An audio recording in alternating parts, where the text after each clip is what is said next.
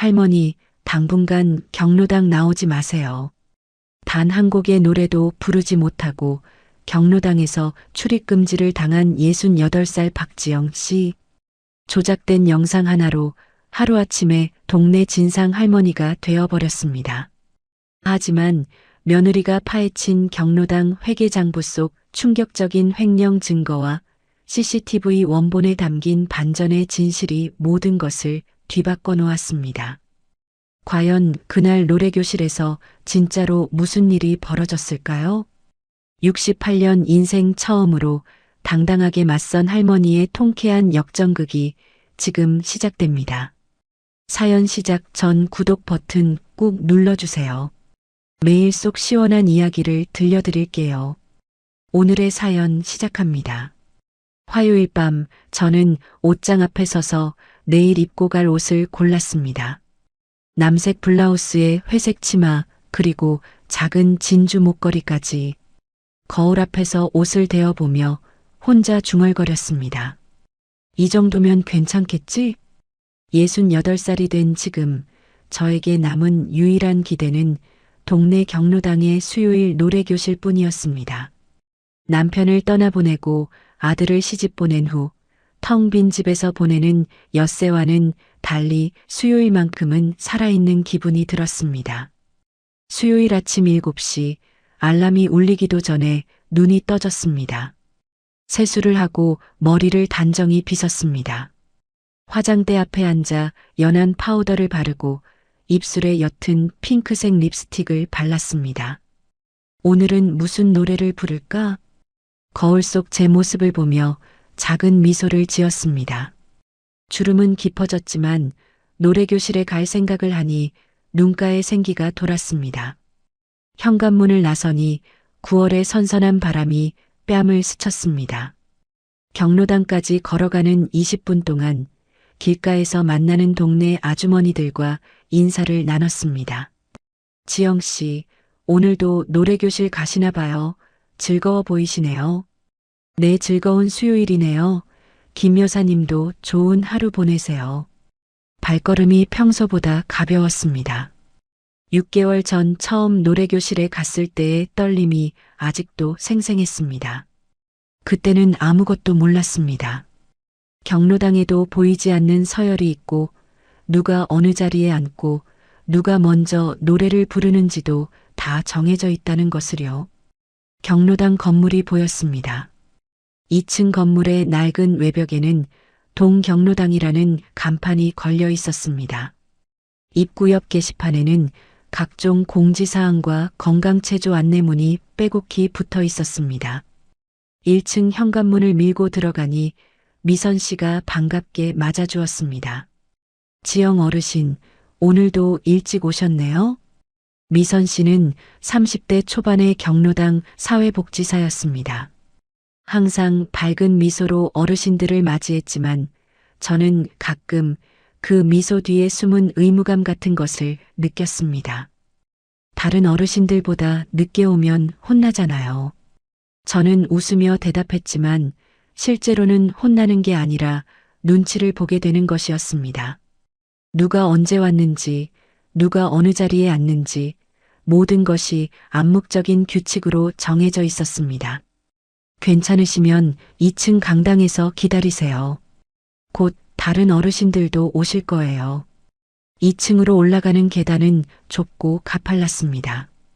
난간을 잡고 천천히 올라가며 무릎의 뻐근함을 느꼈습니다. 강당 문을 열자 30평 남짓한 공간에 플라스틱 의자들이 5줄로 늘어서 있었습니다. 정면 벽 중앙에 설치된 CCTV 카메라가 눈에 들어왔습니다. 검은 렌즈가 강당 전체를 내려다보고 있었습니다. 처음 이 카메라를 봤을 때 회장님이 하신 말씀이 떠올랐습니다. 어르신들끼리 다투는 일도 있고 분실사고도 있으니 기록은 좀 해야지요. 그때만 해도 이 카메라가 제 억울함을 증명해줄 증거가 될 줄은 꿈에도 몰랐습니다. 저는 늘 앉던 자리, 3번째 줄 왼쪽 끝자리로 향했습니다. 앞자리는 일찍 오는 어르신들, 그 중에서도 영향력 있는 분들의 자리였습니다. 뒷자리는 늦게 오거나 조용한 분들이 앉았습니다. 저는 그 중간 어디쯤에 위치했습니다. 오전 9시가 가까워지자 어르신들이 하나둘 들어오기 시작했습니다. 약 봉지를 든 할머니, 손주 사진을 꺼내 보이는 할아버지, 새로 배운 노래를 흥얼거리는 분들이 각자의 이야기를 가지고 이곳에 모였습니다. 그 중에서도 가장 먼저 눈에 띄는 사람은 김말순 씨였습니다. 60대 후반, 파마머리에 진한 화장, 그리고 언제나 목소리가 가장 큰 경로당의 총무였습니다. 말순 씨는 앞줄 정중앙 그야말로 최고의 자리에 앉았습니다.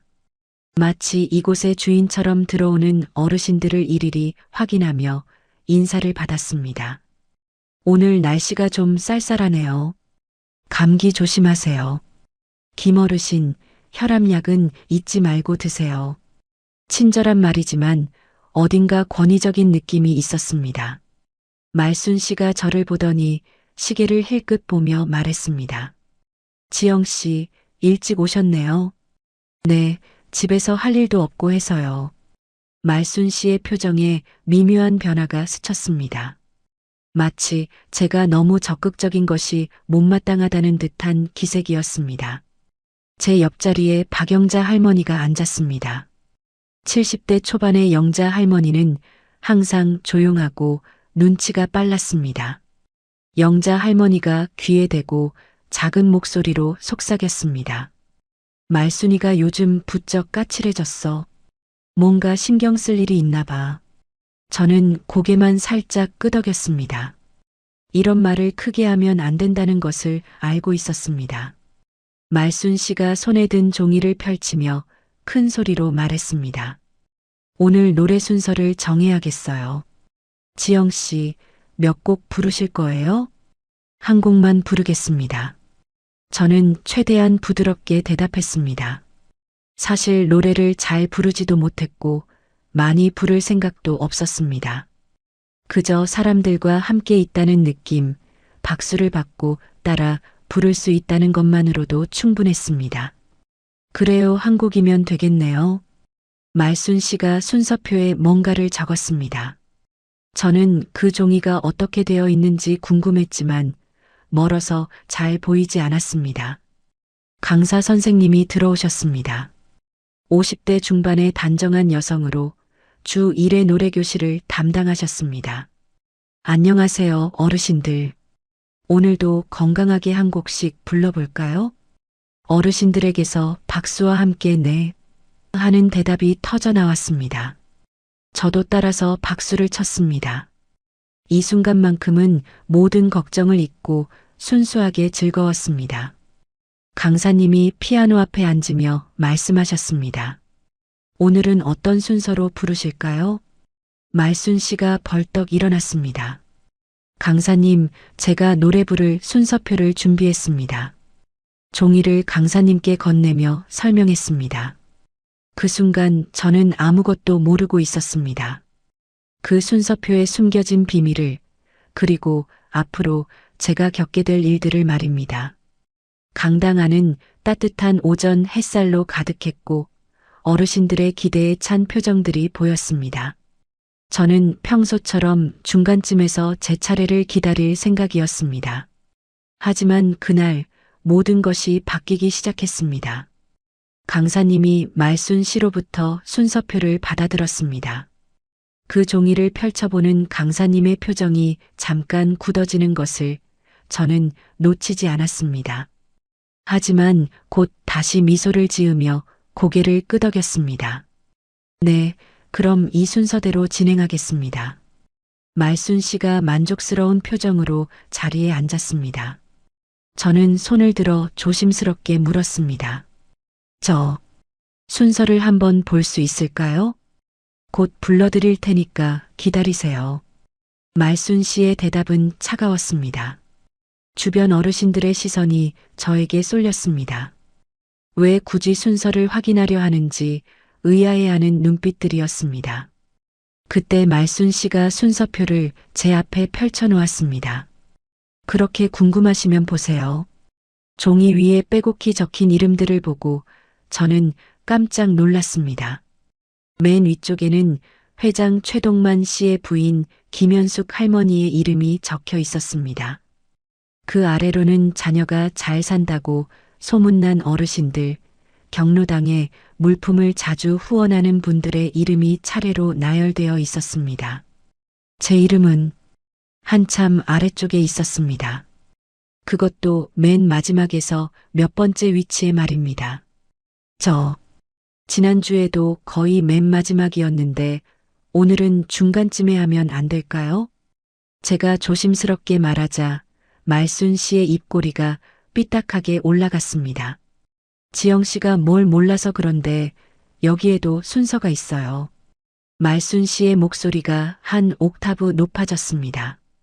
강당 안의 대화 소리가 점점 작아지며 모든 시선이 우리 쪽으로 쏠렸습니다. 먼저 다닌 어르신, 물품 후원 많이 하신 어르신, 회장님과 친한 어르신들이 먼저 나가셔야지요. 제 손에 쥔 볼펜 끝이 떨렸습니다. 서열이라는 말이 가슴에 무겁게 박혔습니다. 다 같은 어르신인데 서열이라니요. 제가 작은 목소리로 중얼거리자 말순 씨는 제 손에서 순서표를 확 빼앗았습니다. 그런 생각이 문제예요. 여기는 아무나 들어와서 아무나 마이크 잡는 곳이 아니라고요. 앞자리에 앉아있던 최순덕 할머니가 고개를 끄덕이며 동조했습니다. 맞아요. 규칙은 규칙이니까요. 뒷자리에서도 몇 분이 고개를 끄덕이는 모습이 보였습니다. 평소 저와 인사를 나누던 이웃 어르신들조차 시선을 피했습니다. 영자 할머니가 제 팔을 살짝 잡으며 작은 목소리로 말했습니다. 지영아, 그냥 넘어가자. 하지만 말순 씨는 멈추지 않았습니다. 이런 식으로 질서를 어지럽히면 노래교실 자체가 망가져요. 말순 씨의 목소리가 더 커졌습니다. 새로 온 사람들이 분위기 파악을 못해서 그래요. 새로 온 사람이라는 말에 가슴이 쓰렸습니다. 벌써 6개월이나 다녔는데 아직도 새로 온 사람 취급을 받는다니요. 강사님이 난처한 표정으로 중재에 나섰습니다. 자, 그럼 이제 시작해 볼까요? 첫 번째 순서, 김현숙 어르신부터 부탁드립니다. 김현숙 할머니가 우아하게 일어나 앞으로 나갔습니다. 60대 후반이지만 단정한 옷차림과 품위 있는 자세가 돋보였습니다. 오늘은 사랑아를 불러보겠습니다. 피아노 반주가 시작되고 현숙 할머니의 부드러운 목소리가 강당을 채웠습니다. 어르신들이 박수를 치며 따라 불렀습니다. 저도 따라서 박수를 쳤지만 마음 한편은 무거웠습니다. 순서표에 적힌 제 위치가 자꾸 생각났습니다. 두 번째는 회장님과 함께 골프를 치신다는 박성규 할아버지였습니다. 세 번째는 자녀가 대기업에 다닌다는 이명자 할머니였습니다. 한 사람씩 나가서 노래를 부를 때마다 박수 소리가 터져 나왔습니다. 하지만 그 박수도 사람에 따라 크기가 달랐습니다. 상위 순서에 있는 분들에게는 유난히 큰 박수와 환호가 따랐습니다. 아래쪽 순서의 분들에게는 의례적인 박수만 있을 뿐이었습니다. 말순 씨 차례가 되었습니다. 9번째 순서였는데도 마치 주인공처럼 당당하게 앞으로 나갔습니다. 오늘은 정든님을 불러드리겠습니다. 말순 씨의 노래가 시작되자 유독 큰 박수와 환호가 터져 나왔습니다. 좋아요. 잘하세요. 말순 씨는 만족스러운 표정으로 노래를 마치고 자리로 돌아왔습니다. 지나가면서 저를 힐끗 보는 눈빛에는 우월감이 가득했습니다. 시간이 흘러갔습니다. 15명, 20명의 어르신들이 차례로 노래를 불렀습니다. 제 차례는 아직 오지 않았습니다. 영자 할머니가 작은 목소리로 말했습니다. 지영아, 내 순서는 언제쯤 올까? 글쎄요. 아마 마지막쯤이겠죠. 강사님이 시계를 보며 말씀하셨습니다. 시간이 많이 지났는데 오늘은 여기서 마무리해야겠어요. 제 심장이 쿵 떨어졌습니다. 아직 제 차례도 오지 않았는데 벌써 끝난다고요? 손을 들어 물어보려 했는데 말순 씨가 먼저 일어났습니다. 네, 시간이 부족하니까 오늘은 여기서 마치죠. 못 부른 분들은 다음 주에 하시면 돼요. 강사님이 제게 미안한 표정으로 고개를 끄덕였습니다. 죄송해요, 지영 어르신. 다음 주에는 꼭 부르실 수 있도록 할게요. 하지만 다음 주에도 똑같은 일이 벌어질 것을 저는 알고 있었습니다. 순서표는 여전히 말순 씨가 정하고 제 이름은 여전히 아래쪽에 적힐 테니까요. 어르신들이 하나둘 자리에서 일어나기 시작했습니다. 저도 가방을 챙기며 자리에서 일어났습니다. 밖으로 나가는 길에 말순 씨가 몇 명의 어르신들과 이야기하는 소리가 들렸습니다. 요즘 새로운 사람들이 너무 나대려고 해요. 순서도 모르면서 왜 자꾸 끼어들려고 하는지 모르겠어요. 제 얼굴이 화끈거렸습니다.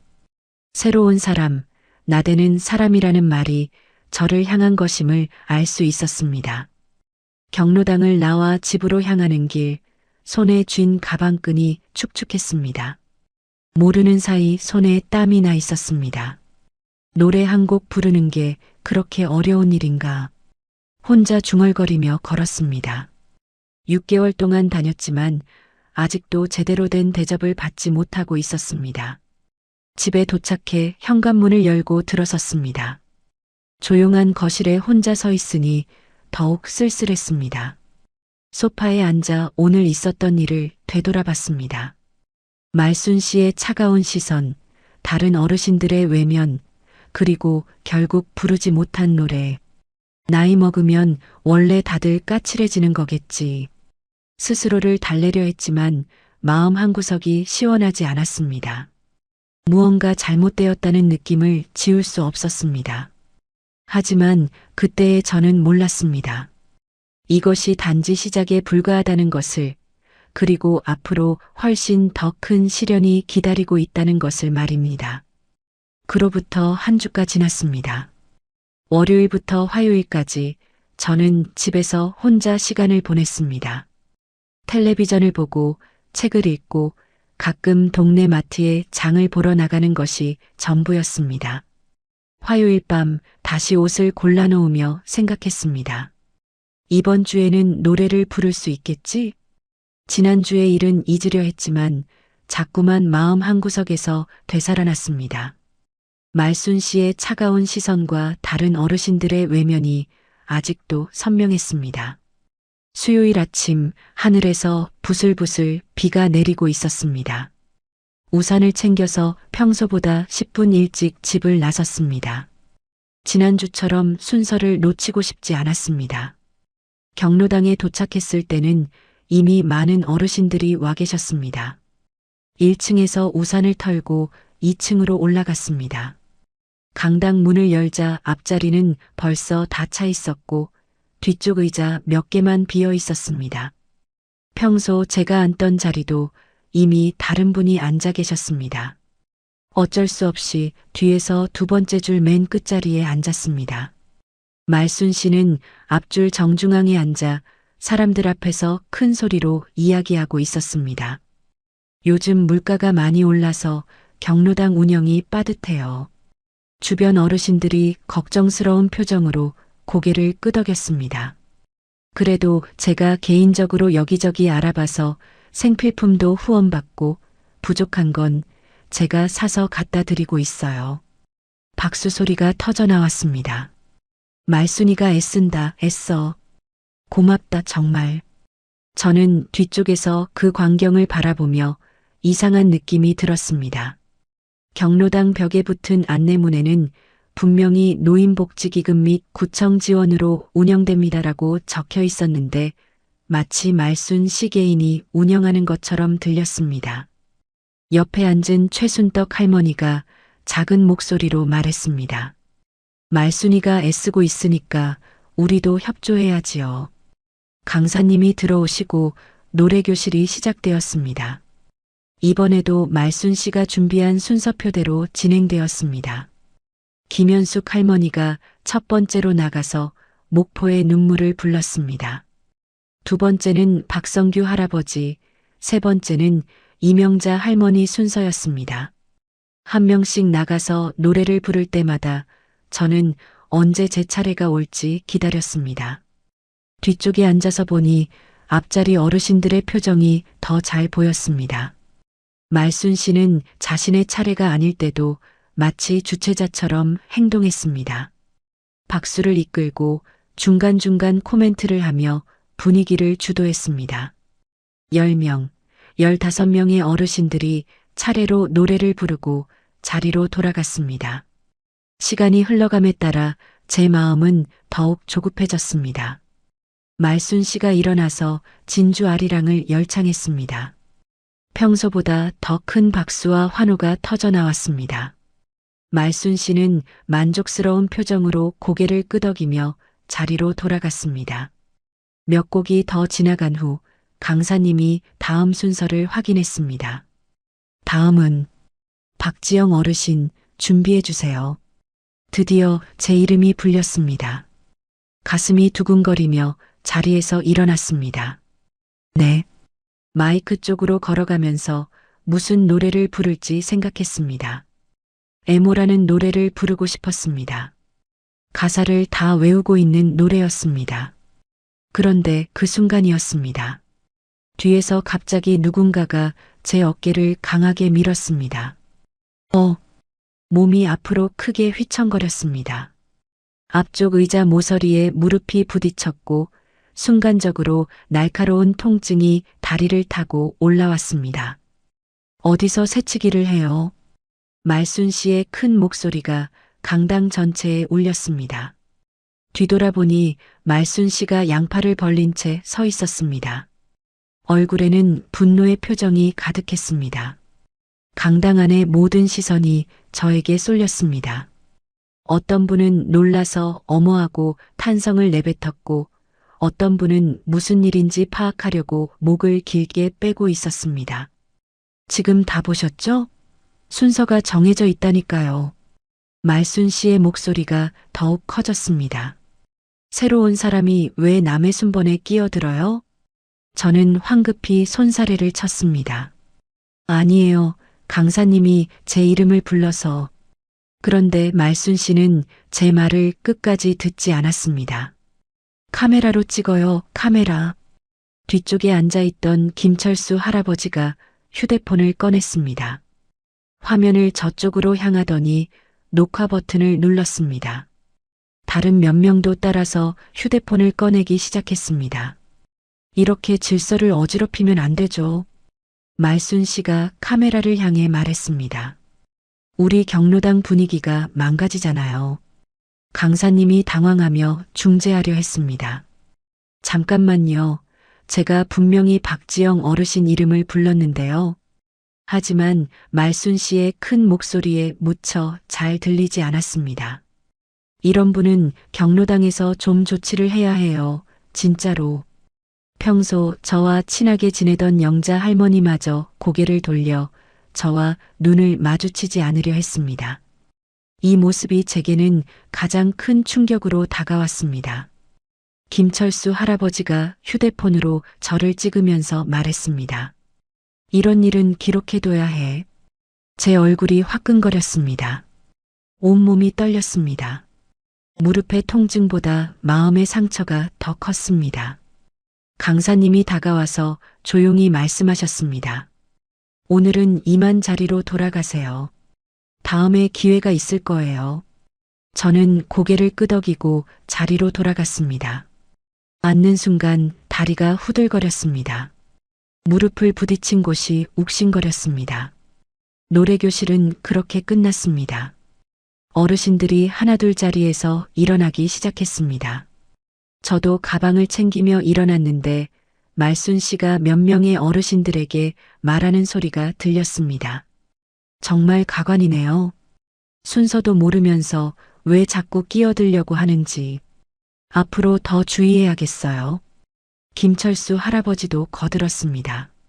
다 녹화해뒀으니까 나중에 문제 생기면 증거로 쓸 수 있어요. 집으로 돌아가는 길 다리를 절며 걸었습니다. 무릎이 부어오르는 것 같았습니다. 하지만 몸의 상처보다 마음의 상처가 더 깊었습니다. 그날 저녁 아들에게서 전화가 왔습니다. 엄마, 무슨 일 있어요? 경로당 단체방에 영상이 올라왔는데 아들의 목소리가 떨렸습니다. 무슨 영상? 며느리가 확인해보고 전화드릴게요. 잠시 후 세아가 전화를 바꿨습니다. 어머니, 영상 좀 보내드릴게요. 놀라지 마세요. 카카오톡으로 온 영상을 클릭했습니다. 화면에는 제가 앞으로 걸어나가는 장면만 나와 있었습니다. 강사님이 제 이름을 부르는 장면은 없었습니다. 말순 씨가 저를 미는 순간도 없었습니다. 화면은 갑자기 끊기고 말순 씨가 카메라를 향해 말하는 부분만 이어졌습니다. 이렇게 질서를 어지럽히면 안 되죠. 우리 경로당 분위기 망가지잖아요. 마치 제가 사람들 앞에서 새치기하고 소란을 피운 사람처럼 보이게 편집되어 있었습니다. 핸드폰을 보는 제 손이 떨렸습니다. 이게 과연 제가 겪은 일과 같은 일일까요? 그날 밤 회장 최동만 씨에게서 전화가 왔습니다. 지영 씨, 요즘 경로당 분위기가 말이 많아요. 회장님, 제가 뭘 잘못했는지 영상까지 돌아다니는데 한동안 경로당 나오는 건 자제해 주시는 게 좋겠어요. 순간 핸드폰이 미끄러질 뻔했습니다. 노래교실도 당분간 참여하지 마시고요. 나중에 오해가 풀리면 그때 다시 얘기합시다. 전화가 끊어진 후 저는 소파에 주저앉았습니다. 방 한쪽에 조용히 서 있는 낡은 라디오가 유난히 쓸쓸해 보였습니다. 노래 한 곡 부르러 갔다가 내가 이렇게까지 돼야 하나. 그날 밤은 잠이 오지 않았습니다. 다음 날 오후 현관 초인종이 울렸습니다. 문을 열자 깔끔한 정장에 서류 가방을 든 세아가 서 있었습니다. 평소보다 심각한 표정이어서 제 가슴이 덜컥 내려앉았습니다. 어머니, 안녕하세요. 어머, 세아야. 갑자기 웬일이니? 퇴근길에 들렀어요. 들어가도 될까요? 거실로 안내하며 차를 준비했습니다. 세아는 소파에 앉더니 제 손을 조용히 잡았습니다. 어머니, 어제 일 때문에 왔어요. 아이고, 부끄러워서. 며느리 얼굴 보기도 민망하다. 세아가 고개를 저었습니다. 아니에요. 저는 어머니 믿어요. 사람들이 뭐라고 하든요. 따뜻한 손길에 눈가가 촉촉해졌습니다. 6개월 동안 혼자 견뎌왔던 외로움이 한순간에 밀려왔습니다. 영상 봤는데 너무 이상해요. 편집된 티가 너무 나요. 세아가 태블릿을 꺼냈습니다. 어제 받은 영상을 다시 틀어보니 가슴이 답답해졌습니다. 보세요, 어머니. 여기 화면이 툭 끊기잖아요. 세아가 화면을 멈추며 설명했습니다.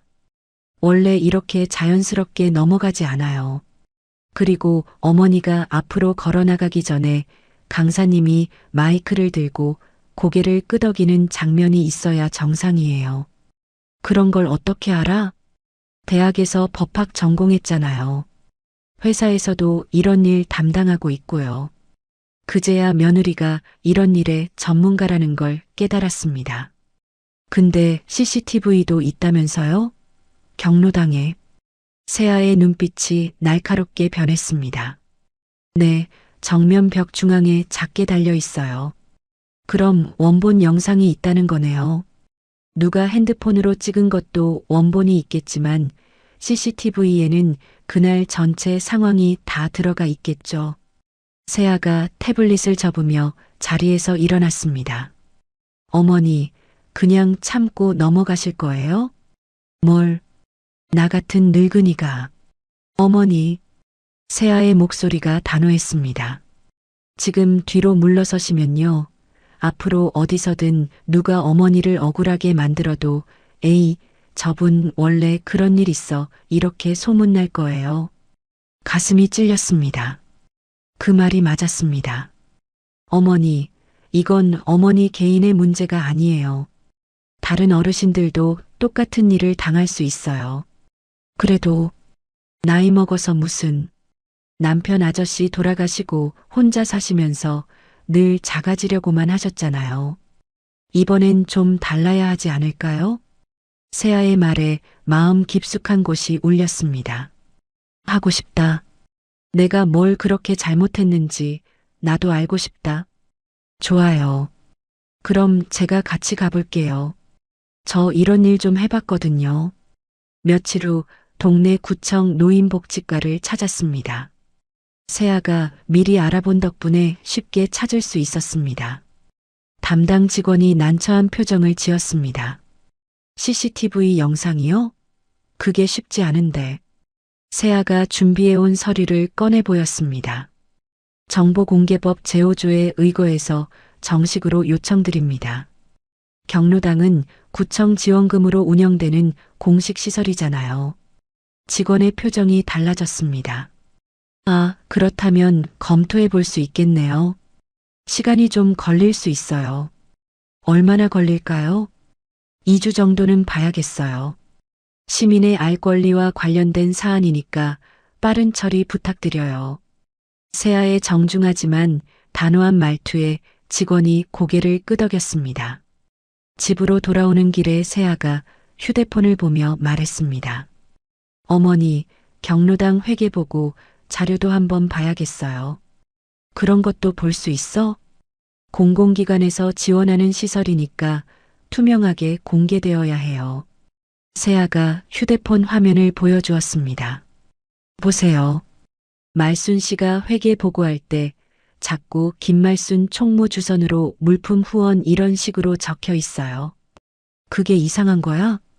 정상적인 회계라면 후원자 이름이 명확해야 하는데 총무가 주선했다는 표현은 애매해요. 세아의 설명을 들으니 뭔가 이상하다는 생각이 들었습니다. 그냥 다들 그러니까 그런 줄 알았는데. 아니에요, 어머니. 잘못된 건 잘못됐다고 해야 돼요. 어머니가 괜히 밀치당하고 욕먹을 이유는 어디에도 없어요. 그래도 일이 너무 커지는 것 같아서 어머니께서 당하신 일은 명백한 폭행이에요. 그리고 그걸 은폐하려고 영상까지 조작한 거죠. 폭행이라는 말에 깜짝 놀랐습니다. 그냥 실수였을 거라고 생각했는데 세아 말로는 의도적이었다는 것입니다. 정말 그럴까? CCTV 영상 보면 알 수 있을 거예요. 그날 밤 오랜만에 마음이 조금 가벼워졌습니다. 나 혼자가 아니라는 사실이 이렇게 큰 힘이 되는 줄 몰랐습니다. 며칠 후 영자 할머니에게서 전화가 왔습니다. 지영아, 요즘 어떻게 지내니? 그냥 집에서 조용히 있지 뭐. 말순이가 요즘 완전히 돌았어. 너를 두고 별소리를 다 한다니까. 무슨 소리를? 노래교실 망치려고 일부러 문제 만들었다느니, 총무 자리 노린다느니. 어이가 없어서 웃음이 나왔습니다. 총무 자리를 내가 왜 노려? 그러게 말이야. 근데 말순이가 운영위원들한테도 그런 식으로 얘기한다더라. 그럼 사람들이 다 믿겠네. 아니야. 다들 이상하다고 생각해. 너 그런 사람 아니라는 걸 우리가 모르나. 영자 할머니의 말에 조금 위로가 되었습니다. 그래도 당분간은 경로당 나가지 말래. 회장이 그랬다면서? 응, 영상까지 돌아다니니까 자제하라고 하더라. 참 답답하다. 진짜 잘못한 사람은 따로 있는데. 그때 핸드폰에 세아에게서 문자가 왔습니다. 어머니, 구청에서 연락 왔어요. 내일 만나러 가요. 가슴이 두근거렸습니다. 드디어 진실을 밝힐 수 있는 기회가 온 것 같았습니다. 영자야, 나 내일 중요한 일이 있어. 끊을게. 무슨 일인데? 나중에 얘기할게. 전화를 끊고 세아에게 문자를 보냈습니다. 알겠다. 몇 시에 만날까? 오전 10시에 구청에서 만나요. 그날 밤 잠이 잘 오지 않았습니다. 내일 CCTV 영상을 보면 정말 진실이 밝혀질까요? 아니면 제가 착각한 것일까요? 하지만 한 가지는 확실했습니다. 더 이상 혼자가 아니라는 것, 그리고 제 편에서 함께 싸워줄 사람이 있다는 것 말입니다. 창밖으로 새벽이 밝아오고 있었습니다. 드디어 진실과 마주할 시간이 다가오고 있었습니다. 2주 뒤 금요일 아침, 세아에게서 전화가 왔습니다. 어머니, 구청에서 연락 왔어요. 오늘 오전에 CCTV 영상 볼 수 있대요. 심장이 쿵 떨어졌습니다. 드디어 진실을 확인할 수 있는 순간이 온 것입니다. 정말이야? 네, 지금 준비하고 나가세요. 10시에 구청에서 만나요. 서둘러 옷을 갈아입고 집을 나섰습니다. 구청까지 가는 길이 평소보다 길게 느껴졌습니다. 구청 1층 로비에서 세아를 만났습니다. 세아는 서류 가방을 들고 단정한 모습으로 서 있었습니다. 어머니, 안 늦으셨네요. 긴장돼서 잠도 못 잤어. 괜찮을 거예요. 진실이 밝혀질 거니까요. 노인복지과 사무실로 올라갔습니다. 담당 직원이 우리를 작은 회의실로 안내했습니다. 조그마한 모니터로 봐야 해서 불편하시겠지만 양해해 주세요. 책상 위에 놓인 낡은 모니터 앞에 앉았습니다. 직원이 컴퓨터를 조작하며 말했습니다. 문제가 된 날짜가 언제였죠? 지난달 27일 수요일이요. 네, 찾아보겠습니다. 화면에 경로당 강당 모습이 나타났습니다. 익숙한 풍경이지만 CCTV로 보니 색다르게 느껴졌습니다. 여기네요. 시간을 조정해 볼게요.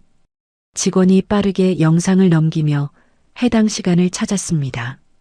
화면 속에는 어르신들이 앉아 있고 강사님이 마이크를 잡고 있는 모습이 보였습니다. 여기부터 보시면 될 것 같아요. 강사님이 명단을 보더니 고개를 들었습니다. 다음은 박지영 어르신 준비해 주세요. 분명하게 제 이름을 불렀습니다. 영상 속에 저는 조심스럽게 자리에서 일어나 앞쪽으로 걸어갔습니다. 여기 보세요, 어머니. 세아가 화면을 가리켰습니다. 강사님이 명단을 보고 손가락으로 가리키면서 이름을 부르시잖아요. 그런데 그 순간이었습니다. 뒤에서 말순 씨가 제 어깨를 손바닥으로 확 밀어버렸습니다. 어머, 제가 작은 소리로 탄성을 내뱉었습니다. 영상 속에서도 그 장면이 고스란히 담겨 있었습니다. 밀친 순간의 말순 씨 표정까지 선명하게 보였습니다. 그 얼굴에는 분명한 의도가 드러나 있었습니다. 영상 속에 저는 앞으로 고꾸라지며 무릎을 부딪혔습니다. 주변 어르신들이 놀라서 일어났습니다. 강사님도 당황해서 마이크를 내려놓고 달려왔습니다. 김말순 어르신, 왜 그러세요?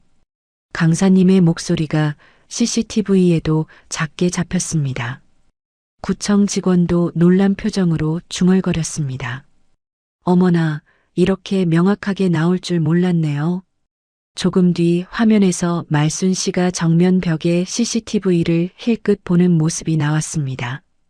새로 온 분들이 순서를 몰라서 제가 좀 정리한 거예요. 괜히 소란 만들면 안 되니까요.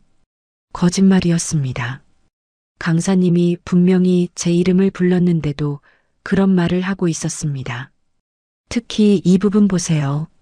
세아가 화면의 다른 부분을 가리켰습니다. 김철수 할아버지가 휴대폰을 들고 말순 씨와 저를 번갈아 비추다가 중간부터만 찍기 시작하는 모습이 보였습니다. 저기 김철수라는 분이 말순 씨와 눈짓을 주고받고 나서 녹화를 시작해요. 정말 그랬습니다.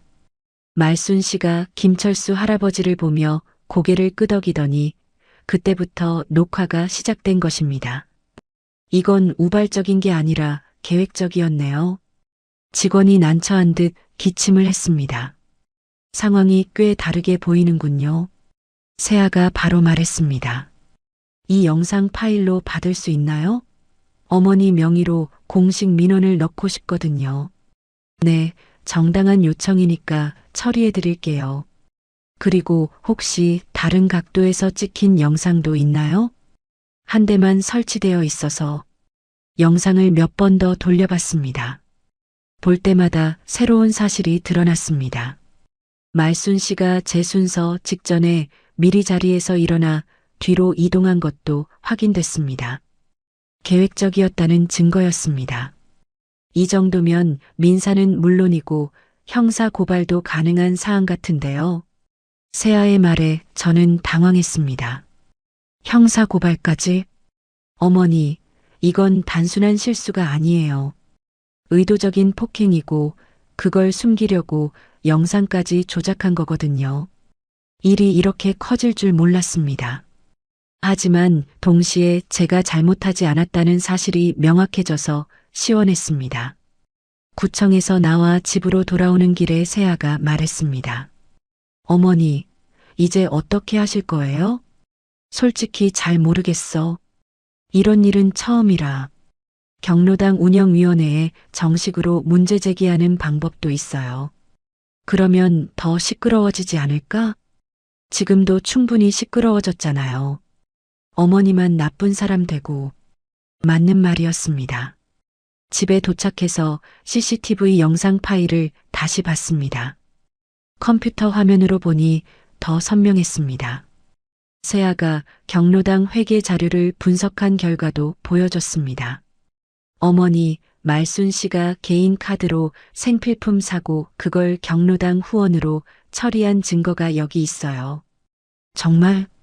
매달 15만 원씩 마트에서 생필품 샀는데 영수증상으로는 경로당 운영비로 처리되어 있어요. 그럼 자기 돈으로 산 게 아니라는 얘기네? 네, 경로당 돈으로 사고 자기가 후원한 것처럼 포장한 거죠.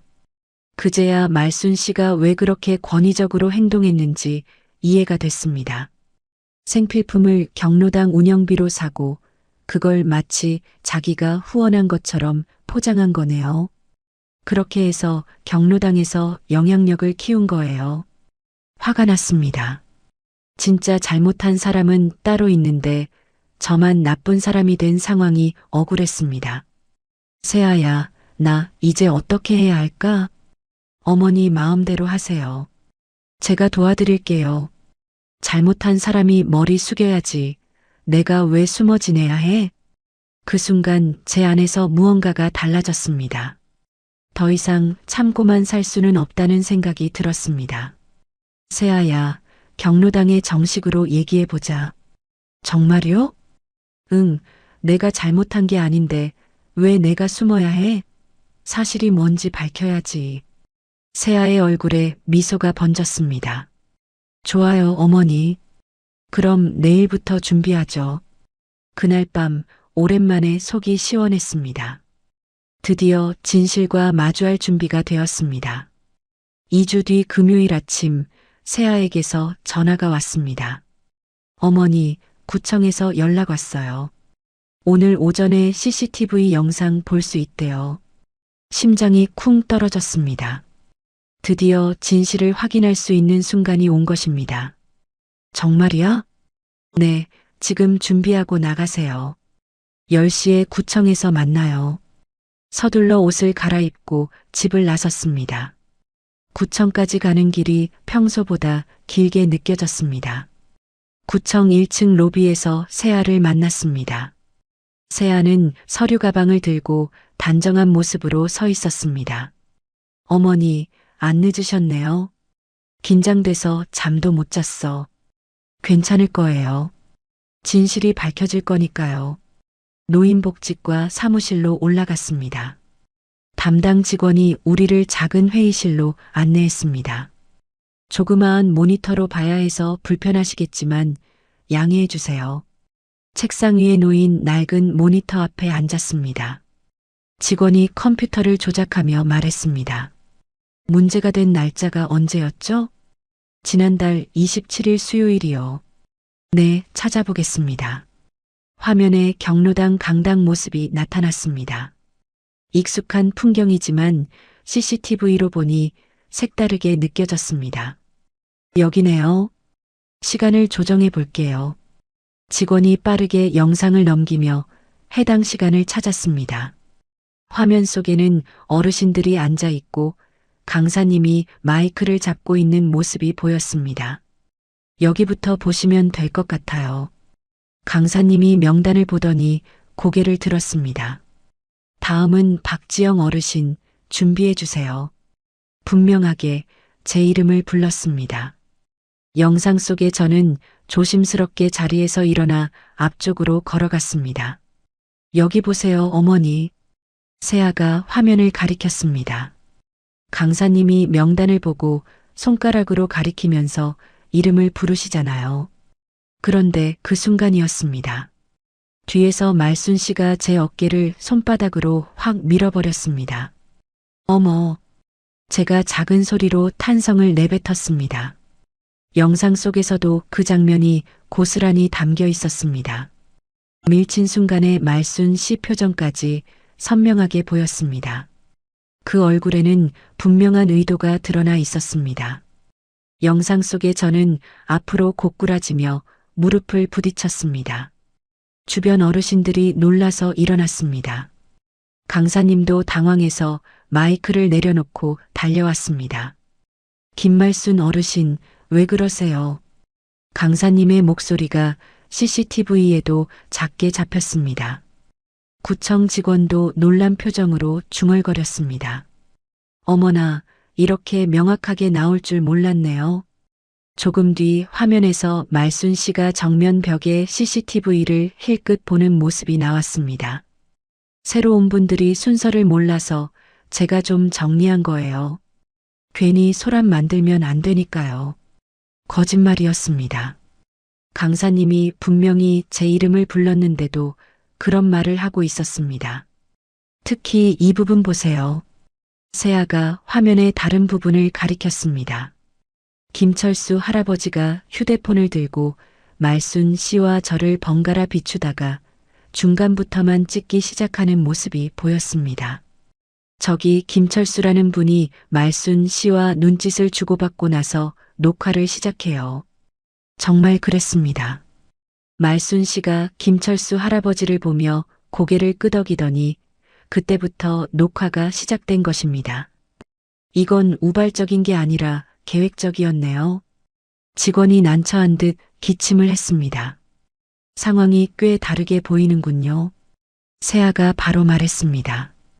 이 영상 파일로 받을 수 있나요? 어머니 명의로 공식 민원을 넣고 싶거든요. 네, 정당한 요청이니까 처리해 드릴게요. 그리고 혹시 다른 각도에서 찍힌 영상도 있나요? 한 대만 설치되어 있어서 영상을 몇 번 더 돌려봤습니다. 볼 때마다 새로운 사실이 드러났습니다. 말순 씨가 제 순서 직전에 미리 자리에서 일어나 뒤로 이동한 것도 확인됐습니다. 계획적이었다는 증거였습니다. 이 정도면 민사는 물론이고 형사 고발도 가능한 사안 같은데요. 세아의 말에 저는 당황했습니다. 형사 고발까지? 어머니, 이건 단순한 실수가 아니에요.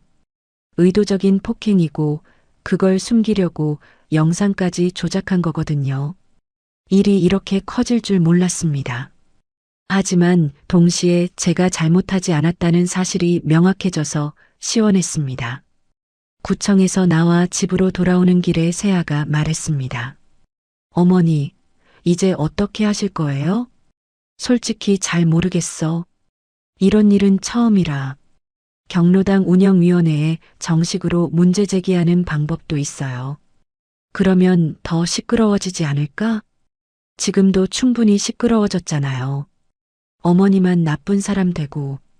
맞는 말이었습니다. 집에 도착해서 CCTV 영상 파일을 다시 봤습니다. 컴퓨터 화면으로 보니 더 선명했습니다. 세아가 경로당 회계 자료를 분석한 결과도 보여줬습니다. 어머니, 말순 씨가 개인 카드로 생필품 사고 그걸 경로당 후원으로 처리한 증거가 여기 있어요. 정말? 매달 15만 원씩 마트에서 생필품 샀는데 영수증상으로는 경로당 운영비로 처리되어 있어요. 그럼 자기 돈으로 산 게 아니라는 얘기네? 네, 경로당 돈으로 사고 자기가 후원한 것처럼 포장한 거죠. 그제야 말순 씨가 왜 그렇게 권위적으로 행동했는지 이해가 됐습니다. 생필품을 경로당 운영비로 사고 그걸 마치 자기가 후원한 것처럼 포장한 거네요. 그렇게 해서 경로당에서 영향력을 키운 거예요. 화가 났습니다. 진짜 잘못한 사람은 따로 있는데 저만 나쁜 사람이 된 상황이 억울했습니다. 세아야, 나 이제 어떻게 해야 할까? 어머니 마음대로 하세요. 제가 도와드릴게요.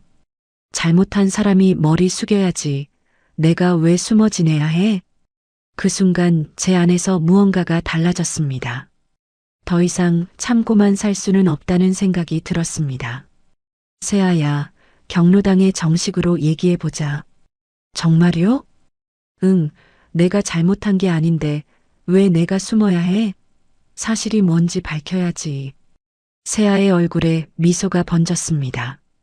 좋아요, 어머니. 그럼 내일부터 준비하죠. 그날 밤 오랜만에 속이 시원했습니다. 드디어 진실과 마주할 준비가 되었습니다. 소문은 생각보다 빨랐습니다. 월요일부터 경로당 어르신들 사이에서 수군거림이 일기 시작했습니다. 저와 세아가 구청을 드나들었다는 이야기가 동네 전체로 퍼져나갔습니다. 화요일 오후 영자 할머니에게서 다급한 전화가 왔습니다. 지영아, 말순이가 완전히 돌았어. 무슨 일이야? 너를 두고 별소리를 다 한다니까. 자기 뒤에서 별짓을 다 한다고 욕을 얼마나 하는지 몰라. 가슴이 답답해졌습니다. 뭐라고 하는데? 노래교실을 망치려고 일부러 문제 만들었다느니, 총무자리 노린다느니. 정말 가관이야. 어이가 없어서 헛웃음이 나왔습니다. 총무자리를 내가 왜 노려? 그런 거 관심도 없는데. 그러게 말이야. 근데 말순이가 운영위원들까지 만나면서 너를 문제인물로 만들려고 한다더라. 그럼 사람들이 믿겠네. 아니야, 다들 이상하다고 생각해. 너 그런 사람 아니라는 걸 우리가 모르나. 그래도 위로가 되었습니다. 근데 지영아, 내가 정말 구청에 뭔가 신고했어? 응, CCTV 영상을 봤어. 진짜? 뭐가 나왔는데? 말순이가 나를 먼저 밀었어. 강사님이 내 이름 분명히 불렀는데도 전화 너머로 영자 할머니의 한숨소리가 들렸습니다. 아이고, 그럼 말순이가 거짓말한 거네. 참 나쁜 년이다. 며칠 후 세아가 심각한 표정으로 찾아왔습니다. 어머니, 말순 씨가 새 영상을 하나 더 올렸어요. 또 태블릿을 보니 새로운 영상이 올라와 있었습니다. 이번에는 제가 노래교실에서 심각한 표정으로 앉아 있는 모습만 편집되어 있었습니다. 자막에는 이런 글이 깔려 있었습니다. 분위기 망치는 사람 한 명 때문에 다 같이 힘들어집니다. 이번 영상은 이전 것보다 더 교묘했습니다. 제가 고개를 숙이고 있는 모습을 확대해서 마치 반성하지 않는 사람처럼 보이게 만들었습니다. 댓글들을 보니 화가 치밀었습니다. 나이 먹어도 문제 있는 사람은 있네요. 경로당에도 진상이 있다더니 정말이네. 저런 할머니 때문에 다른 어르신들이 피해보겠어요. 모르는 사람들이 달아놓은 댓글들이었습니다. 마치 제가 정말 문제가 있는 사람인 것처럼 쓰여 있었습니다. 어머니, 이건 명예훼손이에요. 법적으로 문제 삼을 수 있어요. 세아가 분노에 찬 목소리로 말했습니다. 울음부터 나오는 것이 아니라 가슴속 깊은 곳에서 끓는 듯한 분노가 올라왔습니다. 세아야, 네 어머니, 나도 뭔가 해보고 싶어. 뭐요? 그 운영위원회 회의라는 거 나도 가보고 싶어. 세아의 눈이 반짝였습니다. 정말요? 내 얘기를 남들이 대신해서 할 이유가 어디 있어? 내가 직접 가서 똑똑히 말하고 싶어. 좋아요, 어머니. 그럼 준비해야겠네요. 그날 저녁 경로당에서 공지가 나왔습니다. 최근 경로당 내 갈등 상황 논의 및 재발 방지 대책을 위한 운영위원회 긴급회의 개최. 공지문을 읽으니 더욱 화가 났습니다. 회의 참석자는 운영위원과 회장, 총무로 제한되어 있었습니다. 정작 당사자인 저는 제외되어 있었습니다. 세아에게 전화했습니다. 세아야, 회의 공지 봤어? 네, 저도 방금 확인했어요. 나는 왜 빠져 있지? 어머니가 참석 요청하면 거부할 수 없어요. 공식적으로 요청해 볼게요. 정말 가능해? 물론이에요. 당사자 배제는 절차상 문제가 있어요. 다음 날 세아가 경로당에 공식 서한을 보냈습니다. 회의 참석을 요청하는 내용이었습니다. 오후에 회장 최동만 씨에게서 전화가 왔습니다. 지영 씨, 회의에 참석하겠다고 하셨다면서요? 네, 제 얘기니까 제가 직접 해야죠. 하지만 어르신들끼리만 조용히 해결하는 게. 회장님, 저도 어르신입니다. 그게 요즘 분위기가 좀 그래서. 그 분위기라는 게 거짓 영상 때문 아닌가요? 전화 너머로 회장님의 한숨소리가 들렸습니다. 알겠습니다. 참석하세요. 대신 조용히 해주세요. 회의 전날 밤 말순 씨에게서 전화가 왔습니다. 지영 씨? 네. 사람이 너무 욕심부리면 안 돼요. 무슨 말씀이세요? 나도 앞으로 잘해줄 생각 있었어요. 근데 이렇게까지 일을 키우면 어르신들 사이에서 왕따 되기 딱 좋아요. 협박이었습니다. 하지만 저는 더 이상 참지 않았습니다. 말순 씨. 네. 제가 잘못한 게 뭔데요? 그냥 조용히 경로당만 나오지 왜 구청이니 뭐니 들쑤시고 다니냐고요. 제가 밀치당했으니까요. 어르신이 뭘 안다고 그래요? 그 말에 더 이상 참을 수 없었습니다. 그래요. 어떤 건 잘 모르죠. 근데 한 가지는 알아요. 저를 밀치고 거짓말까지 하면서 제 인생을 망가뜨릴 권리는 아무에게도 없다는 것. 그건 나이와 상관없는 일이죠. 말순 씨의 숨소리가 한동안 이어지더니 전화를 끊어버렸습니다. 그 순간 깨달았습니다. 이 사람은 제가 조용히 물러나지 않는 걸 진짜 두려워하고 있구나. 세아와 함께 회의 준비를 했습니다. CCTV 영상, 회계 자료, 편집된 영상들을 모두 정리했습니다. 어머니, 내일은 그냥 사실만 말씀하세요. 나머지는 제가 할게요. 고마워, 세아야. 당연한 거예요. 가족이잖아요. 그날 밤 잠이 잘 오지 않았습니다. 내일이면 모든 것이 밝혀질 것입니다. 창밖을 보니 별이 유난히 많이 떠 있었습니다. 남편이 살아 있었다면 이 상황을 어떻게 생각했을까요? 여보, 나 잘하고 있는 거지? 작은 목소리로 중얼거렸습니다. 바람이 창문을 살짝 흔들었습니다. 마치 대답하는 것 같았습니다. 내일은 결정적인 날이 될 것입니다. 운영위원회 회의 당일 경로당 2층 작은 회의실로 향하는 계단을 오르며 가슴이 두근거렸습니다. 세아가 제 팔을 가만히 잡아주었습니다. 어머니, 괜찮으세요? 응, 괜찮아. 하지만 실제로는 떨렸습니다. 이런 자리에 서본 적이 없었거든요. 1층에서부터 몇몇 어르신들이 수군거리는 소리가 들렸습니다. 오늘 무슨 일이 있을까? 지영이가 정말 올까? 회의실 문을 열자 낡은 나무 탁자 위에 서류들이 잔뜩 올라와 있었습니다. 양쪽 벽에는 역대 경로당 어르신들 사진이 빼곡히 걸려 있었습니다. 앞자리에는 회장 최동만 씨와 총무 김말순 씨, 그리고 운영위원 몇 분이 앉아 있었습니다. 뒤쪽에는 방청석처럼 몇몇 어르신들이 앉아 계셨습니다. 말순 씨는 평소와 달리 화장을 진하게 하고 새 옷을 입었습니다. 하지만 얼굴 표정은 긴장으로 굳어 있었습니다. 저와 세아는 문 쪽 맨 끝자리에 조용히 앉았습니다. 회의실 안의 시선이 저희에게 쏠렸습니다. 회장님이 목소리를 가다듬으며 회의를 시작했습니다. 그럼 오늘 회의를 시작하겠습니다. 최근 노래교실에서 발생한 갈등으로 인해 분위기가 많이 어수선합니다. 회장님이 저를 힐끗 보며 말을 이었습니다. 특히 어떤 분이 순서를 어기고 소란을 일으켰다는 영상이 돌아다니고 있어서 그때 세아가 조용히 손을 들었습니다. 잠시만요. 그 영상에 대해 말씀 좀 드려도 될까요?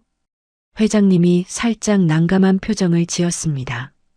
여긴 어르신들 회의 자리인데 세아가 준비해온 서류를 책상 위에 올려두었습니다. 저는 박지영 어르신의 며느리 정세아입니다. 이 자리에 참석하기 전 구청 노인복지과에 정식 민원을 넣었고 당일 CCTV 원본 영상을 열람했습니다. 사람들이 술렁이기 시작했습니다. 말순 씨의 얼굴이 순간 하얗게 굳었습니다. CCTV 영상이요? 그게 뭐가 중요해요? 어차피 소란 피운 건 사실이잖아요. 말순 씨가 급하게 끼어들었습니다. 하지만 회장님이 손으로 제지했습니다. 우선 들어봅시다. 세아가 차분하게 말했습니다. 오늘 회의 안건이 갈등의 진실 규명이라면 그 원본부터 함께 보셔야 할 것 같습니다. 결국 회장님은 CCTV 영상을 보기로 했습니다. 노트북을 연결하고 구청에서 받은 파일을 재생했습니다. 화면이 켜지자 회의실이 조용해졌습니다. 모든 사람들이 모니터에 시선을 고정했습니다. 화면 속에는 그날의 노래교실 장면이 그대로 나타났습니다. 강사님이 분명한 목소리로 말했습니다. 다음은 박지영 어르신 준비해 주세요. 그리고 제가 자리에서 일어나자 바로 뒤에서 말순 씨가 다가와 어깨를 강하게 밀어버렸습니다. 그 장면에서 여기저기서 탄성이 터져 나왔습니다. 어머, 이게 뭐야? 말순이가 먼저 밀었네? 영자 할머니가 큰 소리로 말했습니다. 아니, 이건 완전히 다른 이야기잖아. 화면이 계속 이어졌습니다. 제가 무릎을 부여잡고 앉아있는 모습, 강사님이 말리는 모습, 그 뒤에 말순 씨가 CCTV를 쳐다보며 변명하는 장면까지. 영상이 끝나자 회의실이 잠시 조용해졌습니다. 세아가 또 다른 영상을 틀었습니다. 이번엔 말순 씨가 올린 편집본이었습니다. 두 개의 영상을 나란히 보니 차이가 극명했습니다. 편집된 영상에서는 말순 씨가 미는 장면이 완전히 제거되어 있었습니다. 두 영상을 비교해 보시면 누가 진실을 가리고 누가 사람들을 조종했는지 분명해집니다. 사람들은 수군거리며 놀라워했습니다. 이건 완전히 다른 이야기네. 우리가 속았구나. 순덕 할머니가 말순 씨를 바라보며 말했습니다. 말순아, 이게 뭐니? 왜 이렇게 했어? 말순 씨를 바라보는 시선들이 차가워졌습니다. 세아가 준비해온 회계 자료도 펼쳤습니다. 그리고 이건 최근 6개월간 경로당 운영비 회계 자료입니다. 물품 후원 내역과 실제 카드 사용 기록을 비교해 보여주었습니다. 말순 씨가 개인 구매를 경로당 후원으로 둔갑시킨 증거였습니다. 매달 15만 원씩 김말순 총무명의 카드로 생필품을 구매하고 그걸 자신이 후원한 것처럼 포장했습니다. 회의실이 다시 술렁거렸습니다. 그럼 자기 돈이 아니었다는 얘기야? 경로당 돈으로 사고 자기가 후원한 척했다고? 세아가 마지막으로 정리했습니다. 법적으로 업무상 횡령이라고 단정짓지는 않겠습니다. 하지만 적어도 어르신들 앞에서는 투명하게 설명할 책임이 있겠죠. 모든 시선이 말순 씨에게 꽂혔습니다. 말순 씨는 얼굴이 하얗게 질린 채 변명을 늘어놓았습니다. 아니에요, 그게. 저는 경로당을 위해서 제 돈도 많이 썼어요. 하지만 구체적인 설명은 하지 못했습니다. 영자 할머니가 일어서서 따졌습니다. 그럼 언제 얼마나 내 돈을 썼는지 영수증이라도 보여줘봐. 말순 씨가 더욱 당황했습니다. 박영자 할머니도 목소리를 높였습니다. 우리가 그동안 말순이를 믿고 따랐는데 이렇게 속였다니 너무 실망스러워. 맞아. 지영이한테 미안하게 됐잖아. 어르신들의 여론이 완전히 뒤바뀌었습니다. 회장님이 무거운 한숨을 내쉬며 말했습니다. 김말순 총무는 오늘부로 모든 업무에서 물러나 주시기 바랍니다. 그리고 회계 관련해서는 구청에 정식 조사 요청을 하겠습니다. 그 말이 떨어지는 순간 말순 씨의 어깨가 눈에 띄게 내려앉았습니다. 말순 씨가 주저앉으며 울먹였습니다. 저도 어쩔 수 없었어요. 경로당 살림이 어려우니까. 하지만 아무도 동정하지 않았습니다. 저는 그 모습을 보며 복잡한 감정이 들었습니다. 복수가 아닌 진실 규명이 목적이었다는 걸 다시 한번 확인했습니다. 회의가 끝나고 여러 어르신들이 저에게 다가왔습니다. 지영아, 정말 미안했어. 우리가 너무 성급했구나. 앞으로는 이런 일 없을 거야. 따뜻한 위로의 말들이었습니다. 세아가 제 손을 잡으며 말했습니다. 어머니, 수고 많으셨어요. 고마워, 세아야. 내가 없었으면 어쩔 뻔했을까. 드디어 진실이 밝혀졌습니다. 이제 당당하게 경로당에 다닐 수 있을 것 같았습니다. 하지만 무엇보다 중요한 건 제가 제 편이 되어 보기로 했다는 것입니다. 며칠 뒤 경로당 게시판에는 새로운 공지들이 붙기 시작했습니다. 저는 평소 산책길에 경로당 앞을 지나다가 그 변화를 발견했습니다. 게시판 앞에 평소보다 많은 어르신들이 모여 있었습니다. 호기심에 가까이 가서 보니 여러 장의 새로운 공지문이 붙어 있었습니다. 첫 번째 공지는 노래교실 운영 방식 변경 안내였습니다.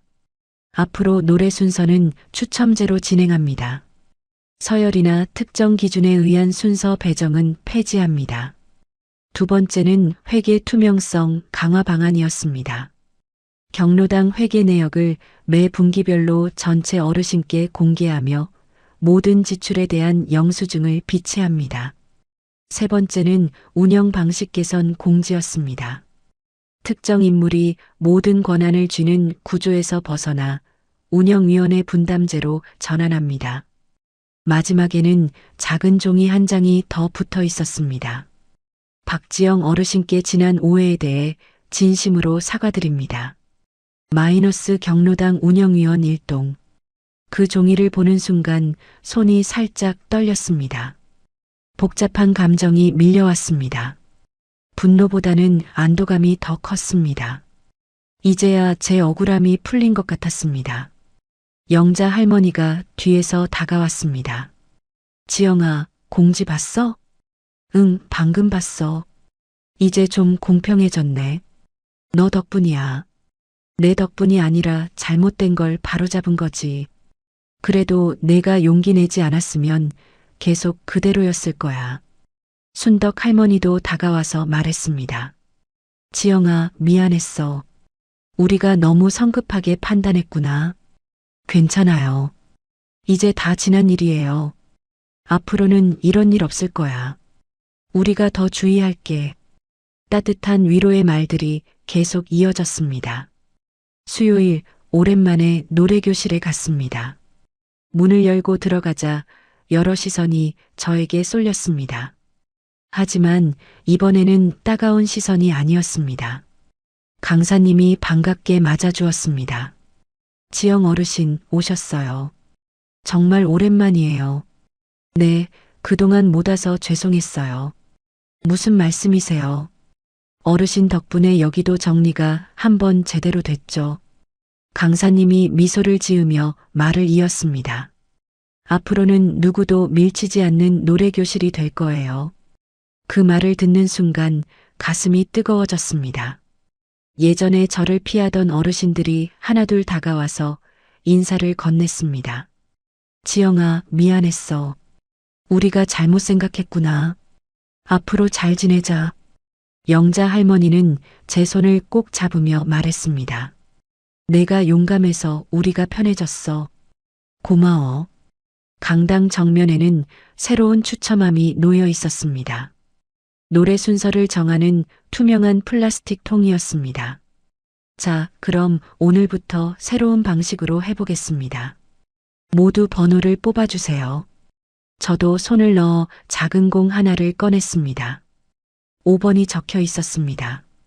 박지영 어르신, 5번째네요. 강사님이 웃으며 외쳤습니다. 예전 같았으면 떨려서 목소리가 나오지 않았을 텐데 오늘은 이상하게도 마음이 차분했습니다. 추첨 결과를 보며 어르신들이 웃고 떠드는 모습이 예전보다 훨씬 자유롭고 화기애애했습니다. 서열과 눈치가 사라진 분위기가 느껴졌습니다. 첫 번째 순서로 뽑힌 성규 할아버지가 나가서 고향역을 불렀습니다. 두 번째는 새로 오신 김분희 할머니였습니다. 모두가 따뜻하게 박수를 쳐주었습니다. 제 차례가 되었습니다. 마이크를 두 손으로 꼭 쥐고 천천히 앞으로 걸어갔습니다. 강당 안의 모든 시선이 저에게 쏠렸지만 더 이상 부담스럽지 않았습니다. 안녕하세요. 조용히 인사를 드렸습니다. 한동안 여러분과 노래를 못 불렀죠. 어르신들이 고개를 끄덕였습니다. 그런데 제가 깨달은 게 하나 있어요. 목소리가 차분했습니다. 나이 먹었다고 늘 참고만 살 필요는 없다는 것. 억울한 일을 당했으면 한 번쯤은 끝까지 아니다라고 말할 용기가 필요하다는 것. 어르신들이 진지하게 들어주었습니다. 몇몇은 고개를 끄덕이며 동조했습니다. 맞아, 우리도 당당하게 살아야지. 지영이 말이 맞아.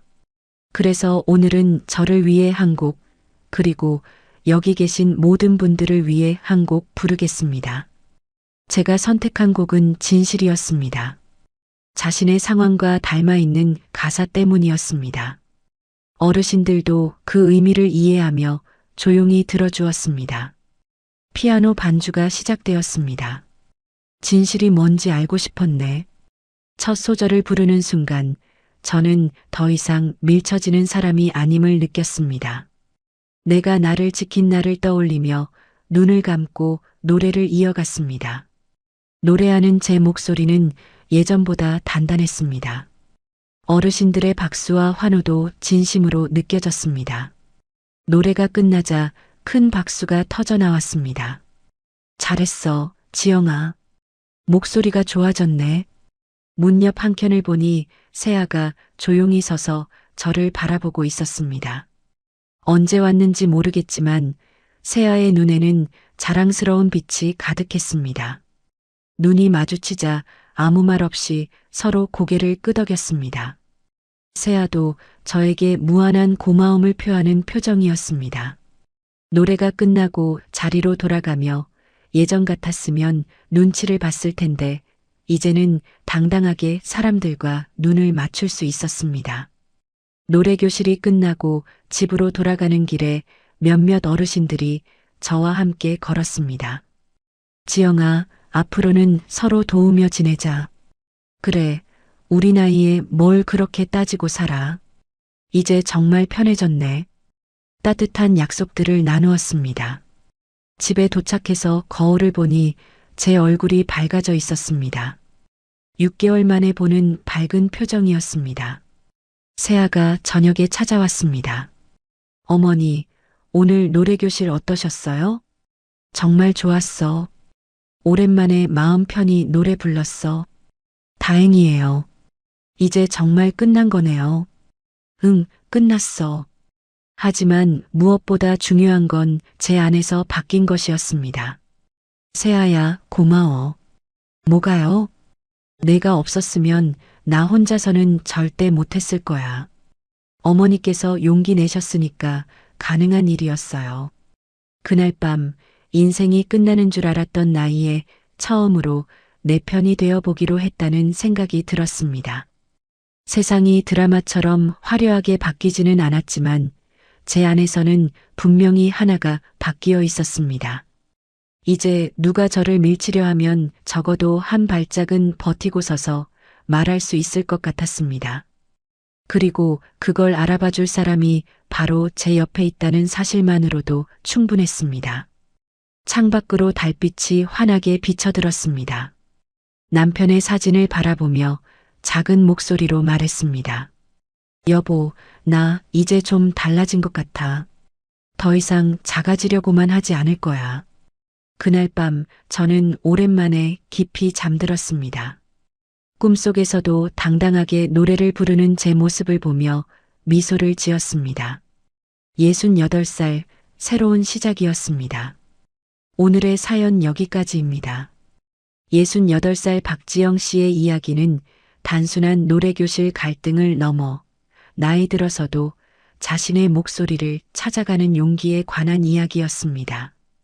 때로는 참는 것이 미덕이라 여겨지는 우리 사회에서 억울한 일 앞에서 당당히 아니다라고 말할 수 있는 힘이 얼마나 소중한지 깨달았습니다. 무엇보다 지영 씨 곁에서 끝까지 함께해준 며느리 세아의 모습이 인상 깊었습니다. 가족이란 이럴 때 서로의 편이 되어주는 것이겠죠. 그리고 진실이 밝혀진 후 사과하고 화해한 경로당 어르신들의 모습에서도 희망을 받습니다. 나이가 들수록 작아지려 하지 말고 잘못된 것 앞에서는 용기 있게 목소리를 내는 것. 그것이 지영 씨가 우리에게 전해준 가장 큰 교훈이 아닐까 합니다. 오늘의 이야기 어떠셨나요? 저는 내일도 속 시원한 이야기로 찾아뵙겠습니다. 구독과 좋아요 눌러주시고 주인공을 위한 응원의 댓글도 부탁드려요. 감사합니다.